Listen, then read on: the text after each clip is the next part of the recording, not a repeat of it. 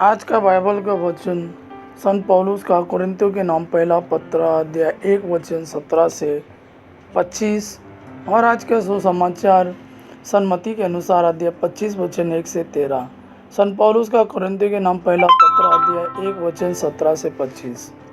मसीह ने मुझे बपतिस्मा देना नहीं बल्कि सुसमाचार का प्रचार करने भेजा है।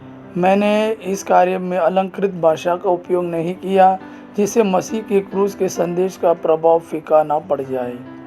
जो विनाश के मार्ग पर चलते हैं वे क्रूस की शिक्षा को मूर्खता समझते हैं, किंतु हम लोगों के लिए जो मुक्ति के मार्ग पर चलते हैं वह ईश्वर का सामर्थ्य है, क्योंकि लिखा है, मैं ज्ञानियों का ज्ञान नष्ट करूँगा और समझदारों की चतुराई व्यर्थ कर दूँगा।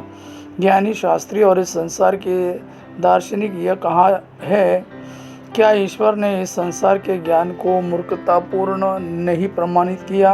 ईश्वर की प्रज्ञा का विधान ऐसा था कि संसार अपने ज्ञान द्वारा ईश्वर को नहीं पहचान सका, इसलिए ईश्वर ने सुसमाचार की मूर्खता द्वारा विश्वासियों को बचाना चाहा। यहूदी चमत्कार मांगते, यूनानी ज्ञान चाहते हैं, किंतु हम क्रूस पर आरोपित मसीह का ही प्रचार करते हैं। यह यहूदियों के विश्वास में बाधा है और गैर यहूदियों के लिए मूर्खता, किंतु मसीह चुने हुए लोगों के लिए, चाहे वो यहूदी हो या यूनानी, ईश्वर का सामर्थ्य और ईश्वर की प्रज्ञा है, क्योंकि ईश्वर की मूर्खता मनुष्यों से अधिक विवेकपूर्ण है और ईश्वर की दुर्बलता मनुष्यों से अधिक शक्तिशाली।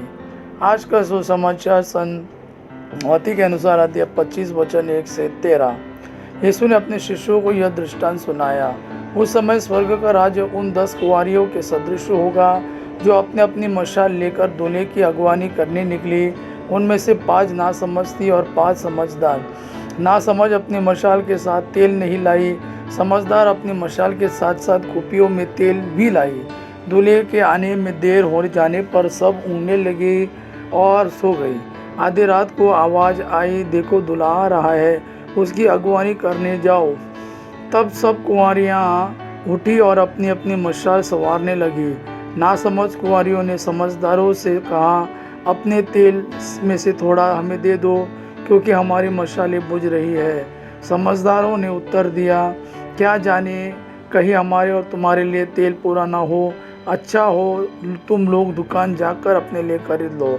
वे तेल खरीदने गई थी कि दूल्हा आ पहुंचा। जो तैयार थी वे उसके साथ विवाह भवन में प्रवेश कर गई और द्वार बंद हो गया।